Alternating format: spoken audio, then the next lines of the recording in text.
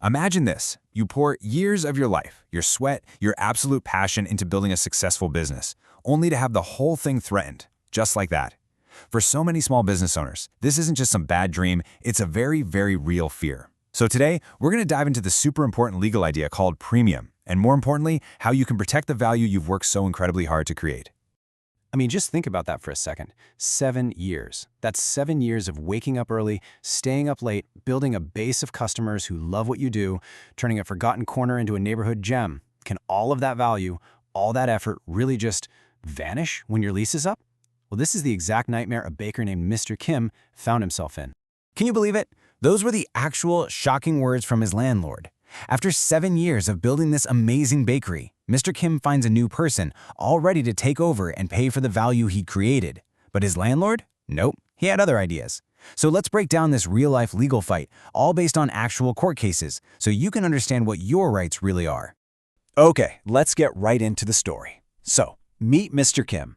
For 7 whole years, he ran this super popular bakery in what used to be a really quiet part of town. But because he worked so hard, the place became a total hotspot. Now, unfortunately, some health issues meant he had to sell. But the good news was he found a buyer, someone ready to pay a pretty big chunk of change for the business he'd built from scratch. And this right here is the number at the center of our story, 100 million won. In Korea, this is what's known as Gwenli Gim. Now, this isn't just for the ovens and the tables. No. This premium, it represents the value of Mr. Kim's customer list, his reputation, the goodwill of that location. It's basically 7 years of his life's work, all rolled into one number. The new tenant was happy to pay it. All they needed was for the landlord to sign a new lease. Simple, right? Well, this is exactly where the whole thing just fell apart. The landlord, for whatever reason, decided to not cooperate. Instead, he threw up 2 huge roadblocks that were pretty much designed to blow up the entire deal and stop Mr. Kim from getting that premium he absolutely deserved. Okay, so the landlord's first move was a bit sneaky. He basically argued that because Mr. Kim had been a tenant for 7 years, which was longer than the 5-year legally protected period for lease renewals at the time, he had zero right to collect a premium. It's like he was saying, sorry, your time's up. All that value you built, it's mine now. And if that wasn't bad enough, get this. The landlord then turned to the new incoming tenant and hit them with a jaw-dropping demand.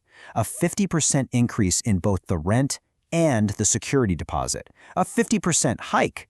I mean, you can see what he was doing, right? It was so extreme, so out of nowhere, that the new tenant had no choice but to walk away from the deal. And just like that, Mr. Kim was left with absolutely nothing. So, with his deal totally sabotaged and that 100 million won premium gone, Mr. Kim did what he had to do. He took his landlord to court. His argument was simple. The landlord had illegally gotten in the way of his right to recover his investment. So, how did the court rule? The court's decision was huge, a real game changer for tenants everywhere. First up, they completely shut down that time limit argument. The Supreme Court made it crystal clear. Your right to renew a lease and your right to collect your premium are 2 totally separate things. Just because your guaranteed time to stay is over, it does not mean the right to the value you created just disappears into thin air. And then, the court went after that crazy rent hike. They saw it for exactly what it was, a deliberate tactic to kill the deal. The ruling was that demanding a markedly high rent from a new tenant isn't just a tough negotiation tactic, it's actually an illegal act of obstruction. And because of that, the landlord was held responsible for the damages, for that premium Mr. Kim lost. So, this is the really key question, right? Why does the law tend to side with the tenant in situations like this? Well, it's not just some legal loophole.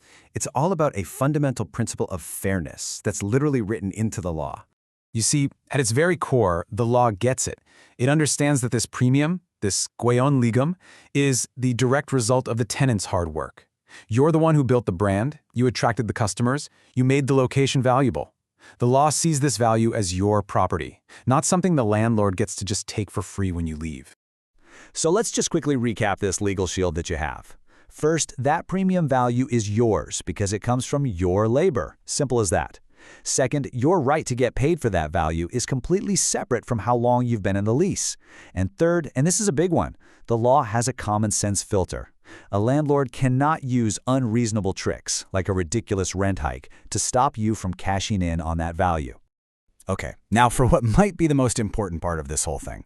Knowing the law is great, but actually using it to protect yourself? That's what really matters. So, based on these factual court cases, here is a simple 4-step guide to defending your premium. All right, step 1. Timing is everything. The law gives you a 6-month window before your lease ends to sort this out, so start looking for that new tenant early.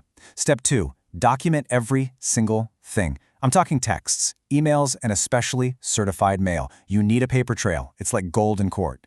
Third, be proactive. Don't wait for the landlord to ask questions. Give them all the info on your proposed new tenant. Show them they're financially sound. This stops them from later claiming they couldn't approve the deal because they didn't have enough information. And finally, number 4, do not wait. The second you smell trouble or dispute, get a legal expert involved immediately. You know, Mr. Kim's story is incredible because it shows that the law is on your side, but it's not going to fight the battle for you. Your protection isn't automatic. It takes knowledge and it takes action. So the real question you got to ask yourself is, are you ready to defend the value you've poured your life into? Because really, the only thing more painful than losing your hard-earned business is knowing you could have done something to save it.